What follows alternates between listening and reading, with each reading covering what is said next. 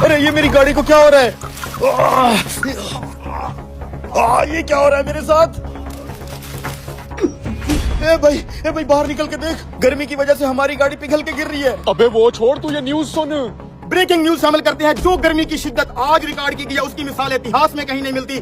गर्मी की वजह से ट्रैफिक लाइट्स पिघल चुकी हैं, डस्टबिन पिघल चुकी हैं, गाड़ियों के टायर फट चुके हैं, लोगों में अफरा तफरी का माहौल है। इमरजेंसी नाफिज कर दी है। आवाम से इल्तमास है कि बिला जरूरत अपने घरों से बाहर बिल्कुल ना निकलें। अरे यार ये सब क्या हो रहा है? अब हम सब बाहर कैसे निकलेंगे? मुझे एक जरूरी काम भी है, मेरा जाना बहुत जरूरी है। अबे तू पागल हो गया? बाहर सूरज आग बरसा रहा है, आग। बाहर जाना खतरे से खाली नहीं है। लेकिन यार अगर मैं बाहर ना गया तो मेरा बहुत बड़ा नुकसान हो जाएगा। अब मैं क्या करूँ? अच्छा 1 मिनट रुक, ये छाता लेके जा, इससे कुछ ना कुछ बचत हो जाएगी। और धूप से जरा बच के रहना। हाँ तू सही कह रहा है, शायद ये छाता थोड़ा धूप को रोक ले। हाँ इस छतरी की मदद से देखता हूँ बाहर की क्या सिचुएशन है। एक बार चेक तो करूँ सूरज की तपिश कम हुई है कि नहीं। ये सूरज तो चेहरा जला रहा है यार, जल्दी से आगे निकल जाता हूँ, ये ना हो छाते में ही आग लग जाए। ऐसा लग रहा है जैसे किसी जहन्नुम में आ गया हूँ। ये क्या? ये बाहर क्या हो रहा है चाचा मजीद? जो सोलर प्लेट सूरज की हीट पे चलती है, जिसको जरूरत ही धूप की होती है, वो इस धूप की वजह से पिघल के जमीन पे कैसे गिर रही है? बेटा ये सब अल्लाह का कहर है। मैंने आज तक अपनी जिंदगी में पहले कभी इतनी गर्मी नहीं देखी। सूरज की तपिश से हर चीज जमीन पे पिघल के गिर रही है। अल्लाह खैर करेगा चाचा, लेकिन जरूर इस मसले का कोई हल तो होगा। आज अगर इस मसले का हल ना ढूंढा तो इस गर्मी से सब खत्म हो जाएगा।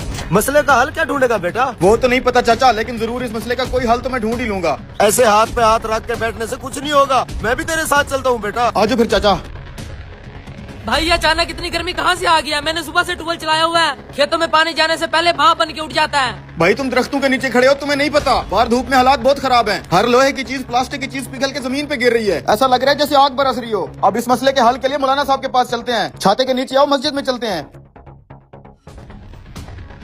इमाम साहब बाहर के हालात तो आपने भी सुन और देख लिए होंगे, कहीं हम पर अल्लाह का अज़ाब तो नहीं आ रहा? इतनी गर्मी है कि हर चीज पिघल के गिर रही है। पूरे मुल्क में अफरा तफरी मची हुई है। इस शदीद गर्मी की वजह से लोग अपने घरों से बाहर नहीं निकल पा रहे, ना ही कोई कारोबार कर पा रहे हैं। अब आप ही इसका कोई हल बताएं। इंसान कितना खुदगर्ज है, सारी जिंदगी गफलत में गुजार देता है, थोड़ी सी सख्ती आने पे चलाने लगता है। हालांकि ये सब कुछ जो बाहर हो रहा है हम इंसानों को ही किया जा रहा है। वो कैसे मौलाना साहब?